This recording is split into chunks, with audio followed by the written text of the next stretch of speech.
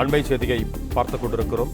தெற்கு வங்கக்கடல் நிலவிய காற்றழுத்த தாழ்வு பகுதி மத்திய மேற்கு வங்கக்கடல் பகுதிகளில் ஆழ்ந்த காற்றழுத்த தாழ்வு பகுதியாக வலுப்பெற்றிருப்பதாக சென்னை வானிலை ஆய்வு மையம் தெரிவித்திருக்கிறது.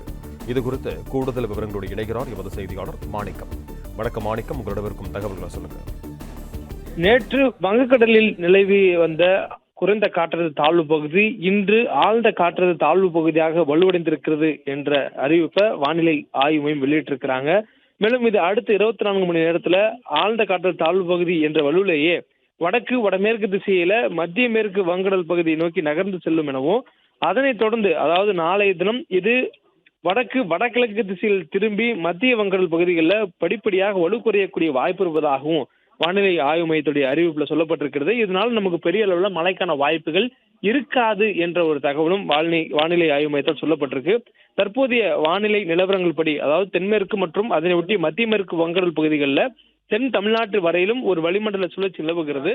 அதாவது நமக்கு வங்கக்கடல் நிலவக்கூடிய குறைந்த காற்றழுத்த தாழ்வு பகுதி ஆழ்ந்த காற்றழுத்த தாழ்வு பகுதியை வலுப்பெற்ற நிலையிலும் கூட ஒரு வளிமண்டல சுழற்சி நிலவுகிறது. இதன் காரணமாக நமக்கு அடுத்து வரக்கூடிய 4 நாட்கள் வரையிலும் மிதமான இடிமுடன் கூடிய மிதமான அளவில் மழை பெய்யக்கூடிய வாய்ப்பும், அதனைத் தொடர்ந்து 13ஆம் தேதியிலிருந்து லேசான முதல் மிதமான அளவு மழை பெய்யக்கூடிய வாய்ப்பும் இருக்கும் என்று சொல்லப்பட்டிருக்கிறது. மேலும் அதிகபட்ச வெப்பநிலை பொறுத்தவரையிலும் 10ஆம் தேதி வரையிலும் 2-3 டிகிரி செல்சியஸ் வரையிலும் அதிகபட்ச வெப்பநிலை ஒரு சில இடங்களில் படிப்படியாக உயரக்கூடிய வாய்ப்பு இருப்பதாகவும் சொல்லப்பட்டிருக்கிறது.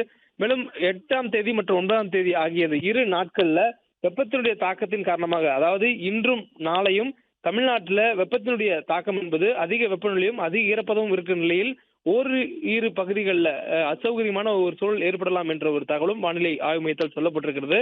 சென்னை மற்றும் புறநகர் பகுதிகளை பொறுத்தவரையிலும் அடுத்த 48 மணி நேரத்திற்கு வானம் ஓரளவு மேகமூட்டத்துடன் காணப்படும் எனவும், அதிகபட்ச வெப்பநிலை 36 டிகிரி செல்சியஸ் ஒட்டி பதிவாவதற்கான வாய்ப்பு இருப்பதாகவும் வானிலை ஆய்வு மையத்துடைய அறிவிப்புல சொல்லப்பட்டிருக்கிறது.